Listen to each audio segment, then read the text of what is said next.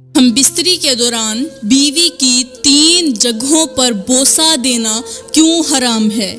بسم اللہ الرحمن الرحیم۔ السلام علیکم ورحمۃ اللہ وبرکاتہ۔ آج کا بیان میرے بھائیوں کے لیے خاص ہے۔ میرے محترم بھائیوں، آج میں آپ لوگوں کو ایک ایسی حقیقت بتانے جا رہی ہوں جسے جان کر آپ حیران رہ جائیں گے۔ کیا آپ جانتے ہیں کہ ہم بستری کے دوران بیوی کی 3 جگہوں پر بوسہ دینا کیوں سختی سے منع کیا گیا ہے؟ کیا آپ نے کبھی سوچا ہے کہ جو چیز اسلام نے حرام قرار دی ہو اس کے پیچھے کتنی بڑی حکمت چھپی ہوتی ہے؟ آج میں آپ کو وہ تمام باتیں بتاؤں گی جو شاید آج سے پہلے آپ نے کبھی نہیں سنی ہوں گی۔ لوگ اس بارے میں بات کرنے سے کتراتے ہیں، مگر کیا لا علمی گناہ سے بچا سکتی ہے؟ ہرگز نہیں۔ اگر میں بھی آپ کو نہیں بتاؤں گی تو پھر ایک ان پڑھ شخص آپ کو کیسے بتا سکتا ہے؟ کچھ گناہ ایسے ہوتے ہیں جن کا نتیجہ فوری نظر نہیں آتا، مگر جب وقت گزرتا ہے تو انسان کی زندگی میں ایسی مشکلات آتی ہیں کہ وہ خود حیران رہ جاتا ہے، سوچنے پر مجبور ہو جاتا ہے کہ آخر یہ سب کیوں ہو رہا ہے، لیکن اسے وجہ نظر نہیں آتی، وجہ معلوم نہیں ہوتی۔ ہم بستری کے دوران بیوی کی 3 جگہوں پر بوسہ دینے والا یہ مسئلہ صرف ایک غلطی نہیں بلکہ اس کے اثرات انسان کی پوری زندگی پر مرتب ہوتے ہیں۔ آپ سوچ رہے ہوں گے کہ بھلا اس میں کیا برائی ہو سکتی ہے؟ کیا یہ کوئی عام سی بات نہیں؟ مگر یاد رکھیں، ہر وہ چیز جو وقتی خوشی دیتی ہے، لذت دیتی ہے، خوشی دیتی ہے، سکون دیتی ہے، ضروری نہیں کہ وہ جائز بھی ہو۔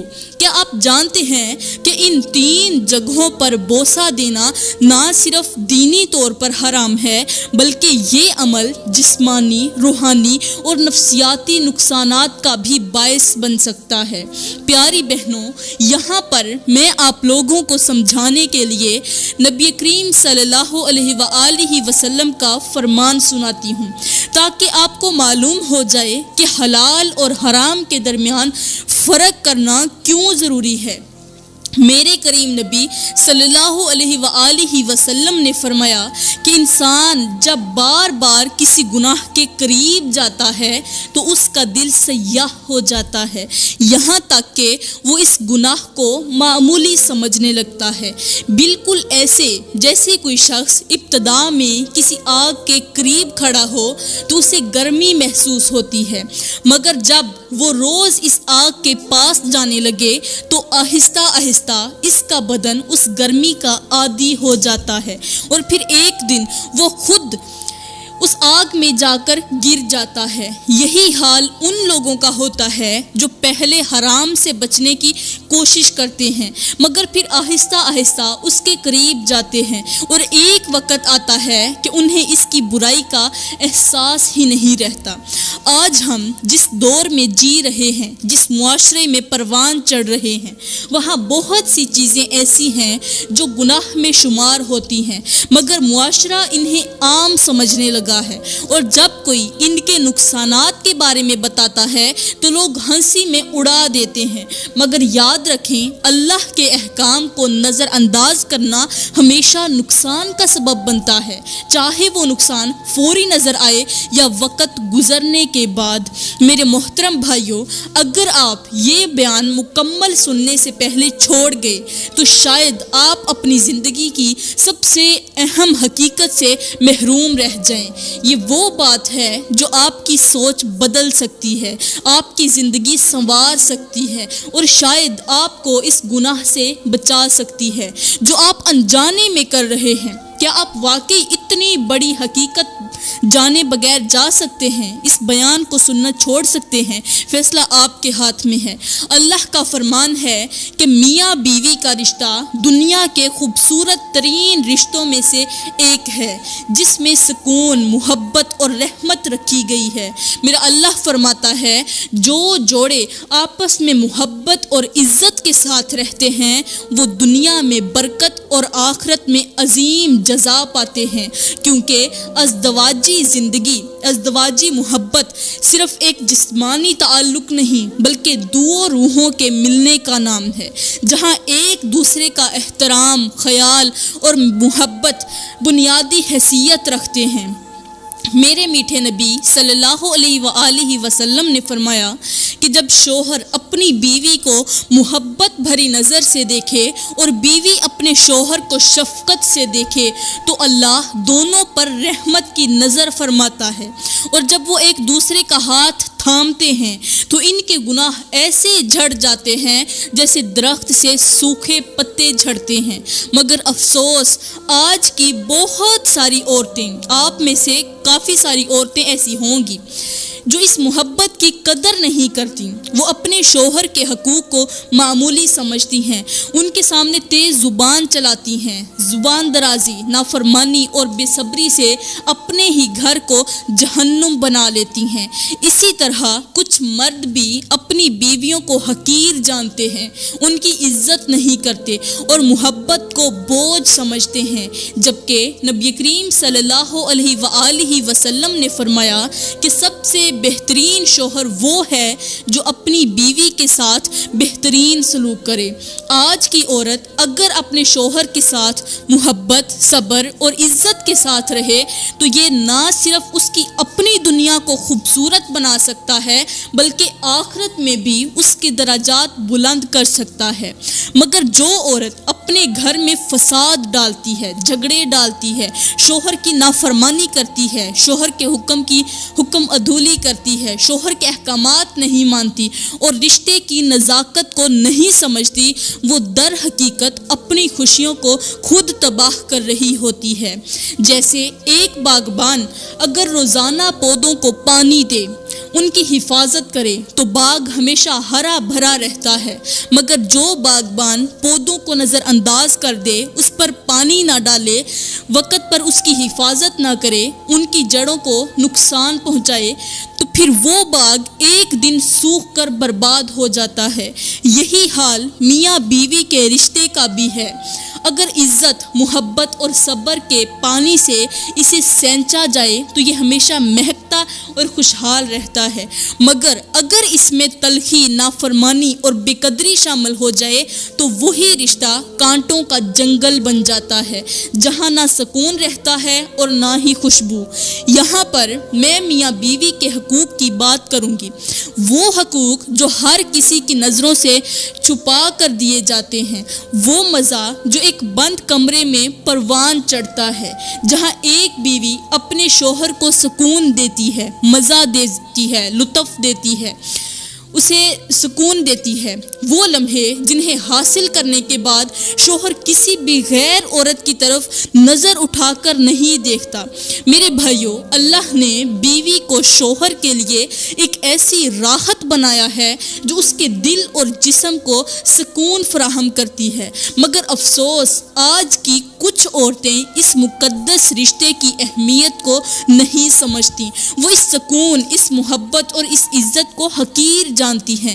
وہ سوچتی ہیں کہ شاید باہر کی دنیا میں انہیں زیادہ خوشیاں ملیں گی، مگر حقیقت یہ ہے کہ جو عورت اپنے شوہر کے ہوتے ہوئے غیر مردوں کے پاس جاتی ہے، اپنی خواہشات ان کے ساتھ پوری کرتی ہے، وہ نہ صرف اپنے شوہر کی عزت کو روندتی ہے بلکہ اپنے رب کے غضب کو بھی دعوت دیتی ہے۔ پیاری بہنوں، یہ دنیا فانی ہے، یہ حسن، یہ جوانی، یہ شہرت سب کچھ ختم ہو جائے گا، مگر جو عورت اپنی عزت کی حفاظت کرتی ہے، خود کو پردے میں محفوظ کر کے رکھتی ہے، اپنے شوہر کو اپنا سب کچھ مانتی ہے، اللہ اس کے لیے جنت میں ایسی نعمتیں تیار رکھتا ہے جن کا تصور بھی کرنا ممکن نہیں۔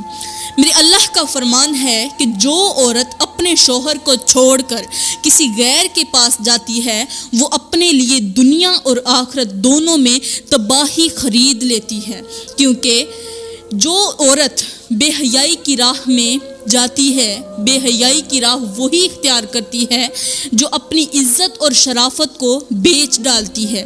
میرے کریم نبی صلی اللہ علیہ وآلہ وسلم نے فرمایا کہ وہ عورت جو اپنے شوہر کی نافرمانی کرتی ہے، اس کے ہوتے ہوئے بھی کسی اور کے ساتھ ناجائز تعلق قائم کرتی ہے، اللہ اس پر لعنت فرماتا ہے، اور ایسی عورت کی عبادات بھی قبول نہیں ہوتی جب تک وہ سچی توبہ نہ کرے۔ آج کی دنیا میں کتنی ہی عورتیں اپنی خواہشات کے پیچھے بھاگ کر اپنے ہی گھر کو جہنم بنا لیتی ہیں۔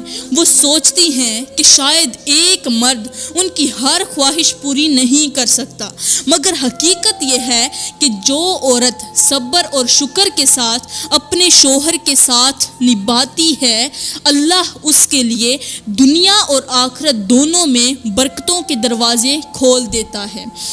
اب بات کرتے ہیں کہ ہم بستری کے دوران عورت کی وہ کون سی 3 جگہیں ہیں جن کو بوسہ دینا مرد کے لیے حرام ہے، چاہے وہ شوہر ہو یا کوئی اور بھی ہو۔ پہلی جگہ وہ ہے جہاں سے ناپاکی خارج ہوتی ہے، یعنی عورت کا اگلا مقام، جسے شریعت میں صرف ہم بستری کے لیے جائز قرار دیا گیا ہے، مگر بوسہ دینا سخت منع ہے، کیونکہ یہ وہ جگہ ہے جہاں سے جسم کی غلاظت خارج ہوتی ہے، اور یہ انسانی صحت کے لیے انتہائی خطرناک ہے۔ ڈاکٹرز بھی کہتے ہیں کہ یہاں موجود بیکٹیریا اور وائرس کئی خطرناک بیماریوں کو جنم دیتے ہیں، جن میں پیشاب کی نالی کے انفیکشن، جلدی بیماریاں اور دیگر سنگین طبی مسائل شامل ہیں۔ یہاں پر مجھے بڑے ہی افسوس کے ساتھ کہنا پڑ رہا ہے کہ آج کی نوجوان نسل شریعت کی حدود کو توڑنے میں ذرا بھی جھجک محسوس نہیں کرتی۔ وہ چیزیں جو اسلام میں حرام قرار دی گئی ہیں، انہیں محبت اور قربت کا ذریعہ سمجھا جا رہا ہے۔ خاص طور پر ازدواجی تعلقات میں ایسی حرکات کی جا رہی ہیں جنہیں اللہ اور اس کے رسول نے سخت ناپسند فرمایا۔ آج بہت سے شوہر لا علمی یا اپنی خواہشات کی پیروی میں بیوی کے اگلے حصے کو چومنے یا چوسنے جیسی حرکات کر رہے ہیں، جبکہ اسلام نے اسے ناپسندیدہ اور حرام قرار دیا ہے۔ جدید سائنس بھی یہی کہتی ہے کہ وہاں بے شمار جراثیم اور بیکٹیریا ہوتے ہیں جو مختلف بیماریوں کو جنم دیتے ہیں، جن میں منہ اور پیٹ کے انفیکشن، جلدی بیماریاں اور بعض خطرناک وائرس شامل ہیں۔ یہ وہی مقام ہے جہاں سے ناپاکی خارج ہوتی ہے، اور اسے زبان کے ذریعے چومنا یا چوسنا خود کو بیماریوں میں مبتلا کرنے کے مترادف ہے۔ میرے کریم نبی صلی اللہ علیہ وآلہ وسلم نے فرمایا کہ جو کام فطرت کے خلاف ہو وہ ہمیشہ نقصان دہ ہوتا ہے، اور یقیناً یہ بھی انہی کاموں میں سے ایک کام ہے۔ افسوس کہ آج بہت سے لوگ شرم اور حیا کو چھوڑ کر ان گناہوں میں پڑ رہے ہیں، وہ گناہ جو صرف ان کی صحت کے لیے نہیں بلکہ روحانیت کو بھی تباہ کر دیتے ہیں۔ اب دوسری جگہ وہ ہے جو پچھلا مقام کہلاتی ہے، جہاں سے فضلہ خارج ہوتا ہے، اور جس کے بارے میں اسلام نے سختی سے منع فرمایا ہے۔ یہ وہ ناپاک جگہ ہے جہاں بوسہ دینا تو درکنار، جسمانی تعلق قائم کرنا بھی کبیرہ گناہ ہے، جس پر اللہ نے شدید عذاب کا اعلان کیا ہے۔ آج کے لوگ نادانی میں اس گناہ میں مبتلا ہو رہے ہیں، وہ اسے محبت اور قربت کا نام دیتے ہیں، حالانکہ حقیقت میں یہ ایک انتہائی گھناؤنا اور فطرت کے خلاف عمل ہے۔ افسوس کی بات یہ ہے کہ آج کے کچھ مرد اور عورتیں اس کام کو سچی محبت کا حصہ سمجھتے ہیں۔ وہ کہتے ہیں کہ ہمیں اپنے شریک حیات سے بے حد محبت ہے، ہم عشق میں اندھے ہو جاتے ہیں، اور اسی اندھے عشق میں وہ گندگی اور بیماریوں میں لت پت ہو جاتے ہیں، مگر انہیں اس وقت اس غلطی کا احساس نہیں ہوتا۔ کب تک؟ جب تک کہ وہ کسی لا علاج بیماری میں مبتلا نہیں ہو جاتے۔ جدید سائنس بھی یہی کہتی ہے کہ پچھلے مقام میں وہ تمام مہلک جراثیم اور وائرس موجود ہوتے ہیں جو جسمانی صحت کے لیے زہر ہیں۔ ایسے بیکٹیریا جو انفیکشن، پیٹ کی بیماریاں، جگر کی خرابی اور یہاں تک کہ بعض جان لیوا امراض کا باعث بنتے ہیں۔ مگر جو لوگ گناہ میں ڈوب چکے ہوں وہ کب حقیقت کو سمجھ سکتے ہیں؟ وہ تو اس عمل کو جدید تعلق اور نئی محبت کی علامت کہہ کر خود کو دھوکہ دیتے ہیں، حالانکہ یہ در حقیقت اللہ کے قہر کو دعوت دینا ہے۔ سوچیں، اگر ایک پانی کا کنواں ناپاک ہو جائے تو کیا کوئی شخص اس میں سے پانی پینے کا خیال کرے گا؟ کیا اس میں سے کوئی پانی پیے گا؟ ہرگز نہیں، بلکہ لوگ اس کنویں سے دور رہیں گے، کیونکہ وہ جانتے ہیں کہ ناپاک پانی بیماری کا ذریعہ ہے۔ تو جو جگہ جسم میں فضلہ خارج کرنے کے لیے بنی ہو وہ کس طرح محبت اور قربت کی جگہ بن سکتی ہے؟ اللہ نے ہر چیز کے لیے ایک فطری راستہ مقرر کیا ہے، اور جو لوگ اس فطرت سے ہٹ کر چلیں گے وہ نہ صرف دنیا میں ذلیل ہوں گے بلکہ آخرت میں بھی سخت عذاب میں مبتلا ہوں گے۔ اب تیسری جگہ وہ ہے جو حیض کے دوران ناپاکی کی حالت میں ہوتی ہے، یعنی عورت کے ایام مخصوصہ کے دوران اس کا مخصوص حصہ، جسے اللہ نے ان دنوں میں ناپاک قرار دیا اور فرمایا کہ اس وقت کے دوران عورت سے جسمانی تعلق کرنا منع ہے، اور نبی نے بھی فرمایا کہ ان دنوں میں نہ صرف جسمانی تعلق حرام ہے بلکہ اس مقام کو بوسہ لینا بھی ناپاکی میں مبتلا کر دیتا ہے، کیونکہ حیض کے دوران عورت کے جسم میں کئی ایسے جراثیم ہوتے ہیں جو شوہر کو نقصان پہنچا سکتے ہیں۔ مثال کے طور پر اگر کسی کو خالص شہد کا ایک برتن دیا جائے مگر اسے گندے ہاتھوں سے چھو کر ناپاک کر دیا جائے تو کیا وہ شہد کھانے کے قابل رہے گا؟ ہرگز نہیں۔ یہی معاملہ ان تین جگہوں کا ہے جنہیں اللہ نے خاص مقصد کے لیے بنایا ہے، تو یہی نعمتیں زحمت اور بیماریوں میں بدل جاتی ہیں۔ یہاں پر مجھے انتہائی افسوس کے ساتھ کہنا پڑ رہا ہے کہ آج کے نوجوان جس گندگی میں لت پت ہو چکے ہیں اس کی مثال تاریخ میں کم ہی ملتی ہے۔ یہ وہ لڑکے ہیں جو غیر شادی شدہ ہونے کے باوجود اپنی ناجائز خواہشات کی تکمیل کے لیے ایسے گناہوں میں پڑ چکے ہیں جن کا انجام سوائے تباہی کے کچھ نہیں۔ یہ وہ لڑکے ہیں جو دوستوں کے نام پر، محبت کے نام پر، تعلقات کے نام پر حرام کام کر رہے ہیں، اور وہ اس حد تک اندھے ہو چکے ہیں کہ انہیں یہ بھی پرواہ نہیں کہ جس لڑکی کے ساتھ وہ یہ سب کچھ کر رہے ہیں وہ پاک ہے یا ناپاک، وہ ایام میں ہے یا نہیں۔ انہیں بس اپنی خواہش پوری کرنے کی جلدی ہوتی ہے۔ یہ نہ صرف زنا کر رہے ہیں بلکہ ناپاکی کی حالت میں بھی اس لڑکی کے جسم سے کھیل رہے ہیں جو سراسر اللہ تعالیٰ کی نافرمانی ہے۔ یہ وہ لوگ ہیں جو گناہ کبیرہ میں مبتلا ہیں جن پر اللہ کا قہر نازل ہو سکتا ہے مگر انہیں اس کا اندازہ نہیں ہوتا، اور جب انہیں پتہ چلتا ہے تب بہت دیر ہو چکی ہوتی ہے۔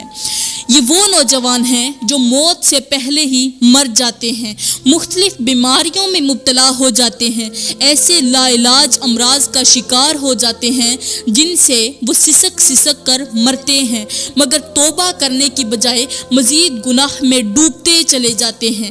جب ان کی حقیقت سامنے آتی ہے، جب ان کے جسموں پر زنا کی بیماریوں کے زخم نظر آتے ہیں، جب وہ ہسپتال کے بستر پر موت کا انتظار کر رہے ہوتے ہیں تو ان کے عزیز و اقارب چیخ چیخ کر روتے ہیں۔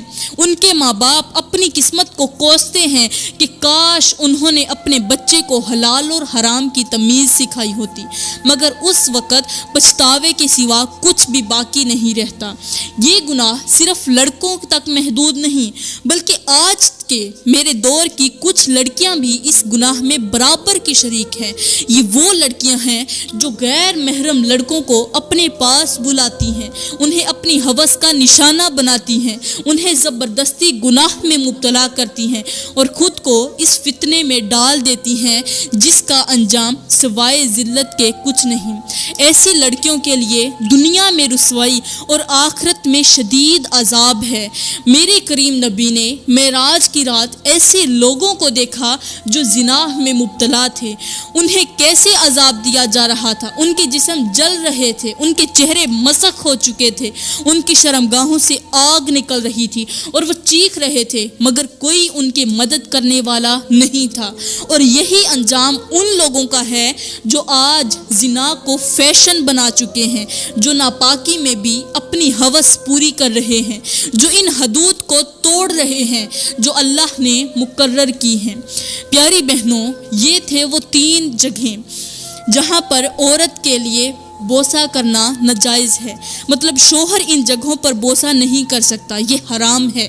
میں دعا کرتی ہوں کہ اللہ تعالی ہمیں ان گناہوں سے جلد از جلد توبہ کرنے کی توفیق عطا فرمائے اور ہمیں شیطان کے وسوسوں اور نفس کی خواہشات سے محفوظ رکھے۔ آمین ثم آمین، وما علینا الا البلاغ المبین۔